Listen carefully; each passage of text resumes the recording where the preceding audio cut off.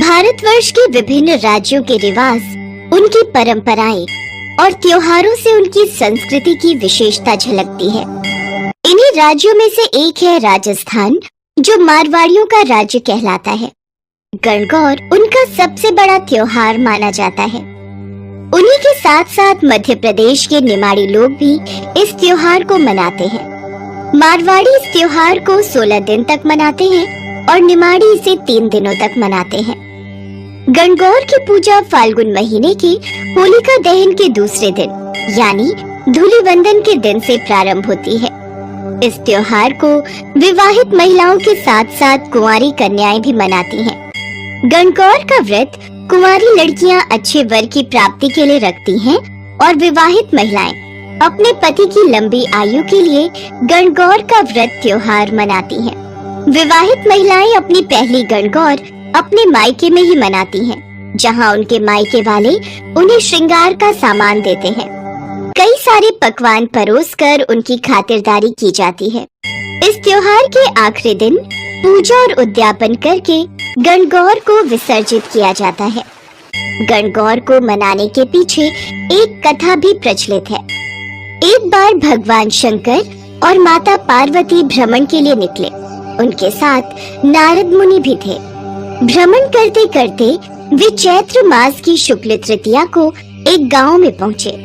उनके आगमन की खबर सुनकर धनी वर्ग की स्त्रियां उनके लिए स्वादिष्ट भोग बनाने के कार्य में लग गई। तब सारी निर्धन घर की स्त्रियां हल्दी कुमकुम का तिलक लेकर उनका पूजन करने तुरंत उनके पास पहुंच गई। महिलाओं का भक्ति भाव देख माँ पार्वती ने सारा सुहाग रस उन पर छिड़क दिया। कुछ समय बाद धनी वर्ग की महिलाएं सोने चांदी की थालियों में कई प्रकार के पकवान लेकर वहां पहुंची, तो भगवान शंकर ने पार्वती जी से पूछा, देवी, आपने सारा सुहाग रस तो समाप्त कर दिया, अब आप इन्हें क्या दोगी? प्रभु, उन स्त्रियों को मैंने ऊपरी पदार्थों से बना रस दिया है, परंतु मैं इन स्त्रियों को अपनी उंगली चीर कर अपने रक्त का सुहाग रस दूंगी, जिससे यह अपने जीवन में मेरे समान सौभाग्य प्राप्त करेंगी। पूजन समाप्त होने पर माँ पार्वती ने अपनी उंगली चीरकर उन स्त्रियों पर रक्त छिड़क दिया। माँ पार्वती से आशीर्वाद लेकर स्त्रियां लौट गईं। कुछ ही क्षणों बाद माँ पार्वती महादेव से आज्ञा लेकर नदी में स्नान करने चली गईं। स्नान करने के पश्चात उन्होंने रेत से शिवलिंग बनाया और उसका पूजन किया। रेत के पदार्थ बनाकर मूर्ति को भोग लगाए तथा प्रदक्षिणा करके 2 कणों का प्रसाद खाकर मस्तक पर लगाया। उसी समय उस लिंग से शिव जी प्रकट हुए तथा माँ पार्वती को वरदान दिया, देवी पार्वती, मैं तुम्हारी पूजा से अति प्रसन्न हूँ। आज के दिन तुमने मेरी पूजा की है, इसलिए आज के दिन जो भी स्त्री मेरा पूजन और तुम्हारा व्रत करेगी, उसका पति चिरंजीवी रहेगा तथा मोक्ष को प्राप्त करेगा। देवी पार्वती को आशीर्वाद देकर भगवान भोलेनाथ वहां से अंतर्ध्यान हो गए। नदी के तट पर स्नान और पूजा आरती करने के कारण देवी पार्वती को वापस लौटने में समय लग गया, पर भगवान भोलेनाथ तो अंतर्यामी हैं। उन्होंने मुस्कुराते हुए उनसे पूछा, क्या हुआ देवी, तुमने लौटने में बहुत समय लगा दिया? मेरे भाई भावज नदी किनारे मिल गए थे। उन्होंने मुझे दूध चावल खाने और कुछ देर रुकने का आग्रह किया और इसी कारण मुझे आने में देर हो गई। ये सुनकर अंतर्यामी भगवान शंकर जी भी दूध और चावल खाने की इच्छा से नदी तट की ओर चल पड़े। माँ पार्वती ने मन ही मन ये प्रार्थना की कि हे भगवान शिव, आप अपनी इस अनन्य दासी की लाज रखना। जब भगवान शिव नदी किनारे पहुँचे तो उन्हें वहाँ एक महल दिखाई दिया।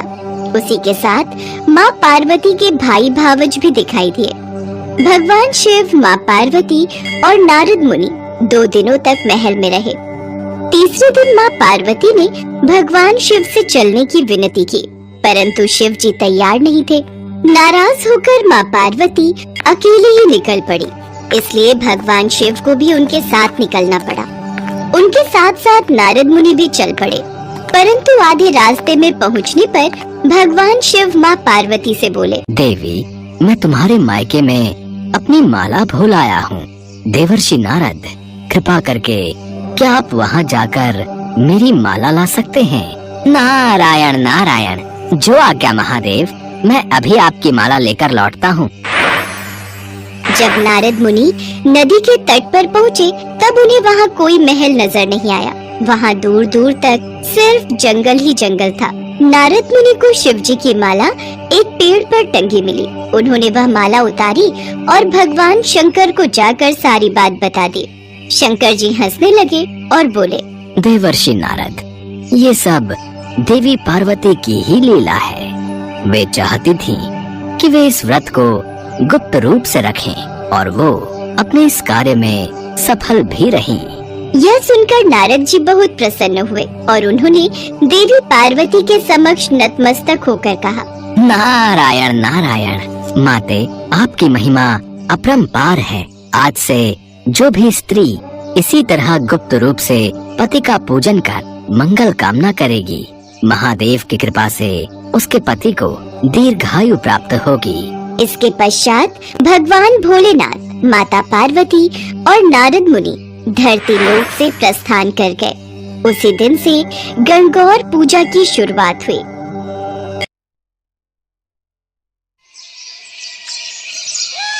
जय शिव शंकर चाचा जी। जय शिव शंकर कुमकुम बिटिया। जय शिव शंकर मौसी। जय शिव शंकर कुमकुम बिटिया, अपनी साइकिल दौड़ाती हुई कहाँ जा रही है?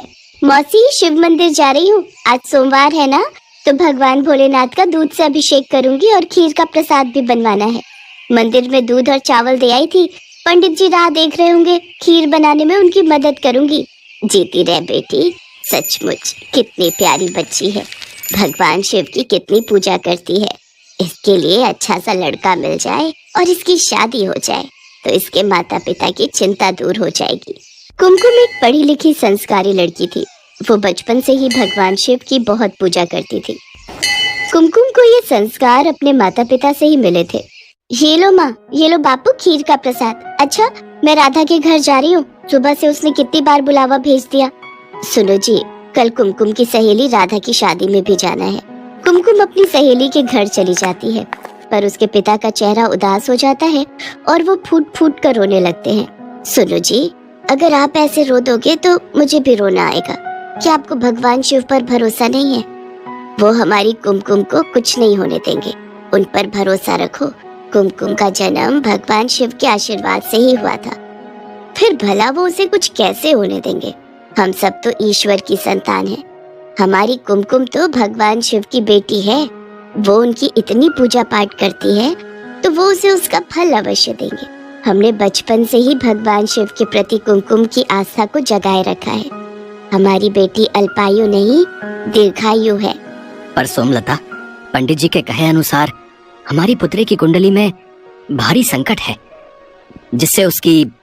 बस और कुछ मत बोलो। मुझे भगवान शिव पर पूरा विश्वास है कि वो हमारी कुमकुम को प्रत्येक संकट से बचाएंगे। 20 वर्ष की आयु में कुमकुम के जीवन पर एक भारी संकट की आशंका थी। कुमकुम की कुंडली में भी कुछ ऐसा ही लिखा था, जिस कारण उसके माता पिता सदैव चिंता में रहते थे। सब लोग राधा की शादी में पहुंचते हैं। मौसी जी, अब तो मेरी भी शादी हो रही है। आप कुमकुम के लिए भी एक अच्छा लड़का ढूंढकर इसे ब्याह दो। नहीं, मुझे शादी नहीं करनी। मैं अपने माँ बापू को छोड़कर कहीं नहीं जाऊंगी। बेटियां तो पराई होती है कुमकुम। उन्हें अपने माता पिता का घर छोड़कर अपने ससुराल, अपने राजकुमार के साथ जाना ही होता है। ठीक है, मेरे लिए कोई राजकुमार आएगा तो मैं चली जाऊंगी। ठीक? इस बात पर वहाँ खड़े सब लोग हंस देते हैं और कुमकुम भी खूब हंसती है। कुमकुम की माँ अपनी बेटी के चेहरे पर शादी के लिए खुशी देख रही थी, पर कहीं न कहीं वही डर फिर से था। राधा की शादी हो जाती है। कुछ दिनों बाद गांव की एक बस अमरनाथ यात्रा पर जा रही थी। कुमकुम के माता पिता ने उसके चाचा चाची के साथ अमरनाथ यात्रा पर जाने की आज्ञा दे दी। 2 दिन बाद कुमकुम का जन्मदिन था। इसी चिंता में उसके माता पिता भगवान भोलेनाथ का ध्यान कर रहे थे। उधर कुमकुम अपने चाचा चाची के साथ अमरनाथ की यात्रा के लिए चढ़ाई आरंभ करती है। कुमकुम, थोड़ा पहाड़ से किनारे से हटकर चलो। ठीक है चाचा। चाची जी, आपको ठंड तो नहीं लग रही? मेरे पास एक गर्म स्वेटर और है, दूं? हाँ दे ही दे, और कहीं चाय मिल जाए तो थोड़ी देर बैठकर चाय पी लेते हैं। ठीक है, तुम दोनों यहाँ बैठो, मैं सामने कैंप से चाय लाता हूँ। कुमकुम के चाचा चाय लेने के लिए चले जाते हैं। कुछ देर बाद वो आगे की यात्रा तय करते हैं। रात हो रही थी। कुमकुम के चाचा चाची और कुमकुम एक कैंप में रात गुजारने के लिए रुक गए। कुमकुम, जन्मदिन की ढेर सारी मुबारक। आज तुम्हारा जन्मदिन है और तुम पूरे 20 बरस की हो गई हो। जीती रहो बेटी, भगवान शिव तुम्हें लंबी आयु प्रदान करें। शुक्रिया चाचा जी, शुक्रिया चाची जी। चाचा जी, मैं थोड़ी देर आसपास घूम लूं? ठीक है बेटी, पर ज्यादा पहाड़ के किनारे पर मत जाना। कुमकुम आसपास का वातावरण देखने लगती है। अमरनाथ पर बसे पहाड़ बहुत सुंदर लग रहे थे। बर्फानी गुफा बस कुछ ही दूरी पर थी। कुमकुम ओम नमः शिवाय का जाप कर रही थी। हे शिव शंकर, आज आपके आशीर्वाद से मैं आपके परम धाम अमरनाथ की यात्रा कर रही हूँ। आज मेरे जन्मदिन पर मुझे आशीर्वाद दो भगवान। अगली सुबह कुमकुम और उसके चाचा चाची आगे का रास्ता तय करते हैं। ऊंचे ऊंचे पहाड़, नदियां देखकर कुमकुम का मन बहुत खुश हो रहा था। तभी कुमकुम का पैर पहाड़ के किनारे से फिसल जाता है और वो चिल्लाती हुई नीचे खाई में गिर जाती है। उसके चाचा चाची का रो रो कर बुरा हाल था। अरे, कोई मेरी बच्ची को बचाओ। हे भोलेनाथ, मैं अब भैया भाभी को क्या जवाब दूंगा। हे शिव शंभू, आज कुमकुम बिटिया का जन्मदिन है। भैया भाभी को जिस बात का डर था, अगर वो बात सत्य हो गई तो आप पर कौन विश्वास करेगा भगवान। कुमकुम तो आपकी बहुत पूजा करती है, आप पर बहुत विश्वास करती है। उसने अभी इस दुनिया में देखा ही क्या है। भगवान उसे बचा लो, उसे कुछ नहीं होना चाहिए। भैया, इतनी खाई में गिरकर बचना मुश्किल है। अब तो भोलेनाथ ही कोई चमत्कार कर सकते हैं।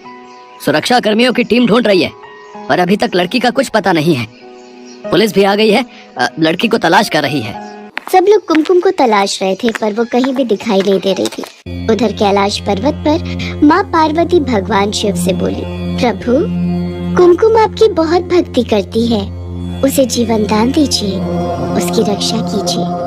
अपनी समाधि से उठिए, अपने नेत्र खोलिए प्रभु।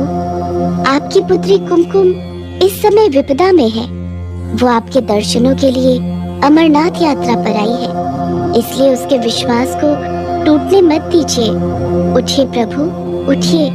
देवी पार्वती के पुकारने पर भगवान शिव अपने नेत्र खोलते हैं। देवी पार्वती, आप तो जानती हैं, जो भी भक्त सच्चे हृदय से मेरी पूजा और भक्ति करते हैं, मैं उनके जीवन के सारे संकट दूर कर देता हूँ। जो भी भक्त मेरी शरण में आता है, उसे मैं कोई कष्ट नहीं होने देता।